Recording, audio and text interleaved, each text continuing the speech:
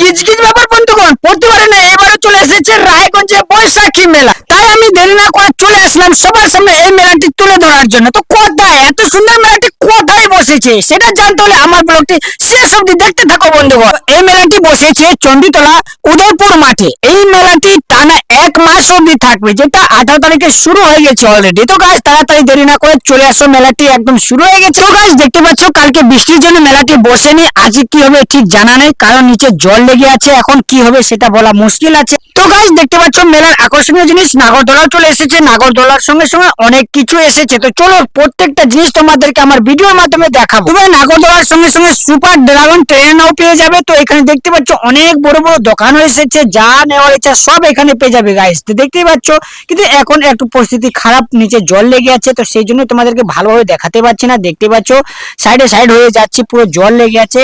কিন্তু 2 দিন পর মঙ্গলবার থেকে আশা করি মেলাটি ভালোভাবে বসতে পারবে। তো গাইস দেখতে পাচ্ছ সুপার ড্রাগন ট্রেনের টিকিট কাউন্টার আমরা দেখতে পাচ্ছি সামনে আছে, সেখান থেকে আমরা বেরিয়ে পড়বো। এই সাইডে অনেক জিনিস আছে, যেমন এই যে গলা খাওয়ার জিনিস, আইসক্রিম, এগুলো অনেক কিছু আছে এই সাইডে দেখতে পাচ্ছ গাইস।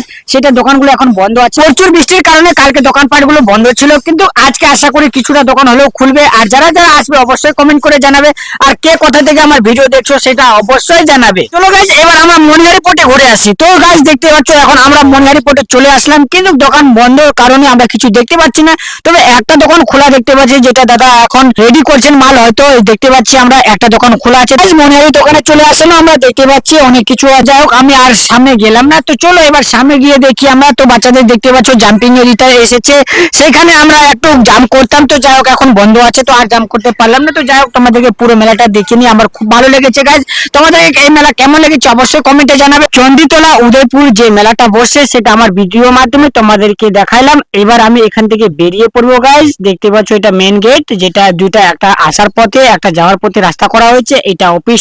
এখান থেকে সোজা আমি বেরিয়ে পড়লাম দেবালয়ে। দেখতে পাচ্ছ গাইজ এটা হলো মহারাজা মোড়। এখান থেকে একটু সামনে আসলে দেখতে পাবে দেবালয়, আই লাভ দেবালয় লেখা আছে। সে পিছনে যে এত বড় মন্দির আছে গাইজ, কে কে এই মন্দিরে এসেছো অবশ্যই কমেন্ট করে জানাবে। এই মন্দিরটা এত সুন্দর দেখতে পাচ্ছ গাইজ, অনেক বড় মন্দির। একবার এদিক দিয়ে গেলে অবশ্যই এই মন্দিরটা দর্শন করে যাবে। এত সুন্দর মন্দির যে দেখলে মন ভরে যাবে গাইজ। দেখতে পাচ্ছ এখানে গণেশজি বসে আছেন, এই পাশে আমাদের দুর্গা মা আছেন। দেখতে পাচ্ছ গাইজ অনেক বড় মন্দিরকে একদম নিচ থেকে দেখাচ্ছে। এখানে আমার বজরংবলীজি বসে আছেন গাইজ। এই সাইডে কিন্তু মাছ ছিল, আগে এখানে মাছ রাখা ছিল, এখন আর সে মাছগুলো নেই, জানি না কি হয়েছে মাছগুলো। এই সাইডে যে আমাদের শিব পার্বতী মাই বসে আছেন দেখতে পাচ্ছ গাইজ। এত সুন্দর দেখতে পাচ্ছ, দেখলে মন ভরে যাচ্ছে, একদম সত্যি মন ভরে যাচ্ছে, এত বড় মন্দির। তো গাইজ অবশ্যই একবার এই মন্দিরে আসো, সবাইকে অনেক ভালো লাগবে গাইজ। তো এই রাস্তা হলো মহারাজা মোড় থেকে সামনে দেখতে পাচ্ছ গাইজ, এই যে সামনে আই লাভ দেবালয় লেখা আছে গাইজ। দেখতে পাচ্ছ, আরো ভালো ভালো ভিডিও দেখার জন্য আমার পেজটিকে ফলো করো।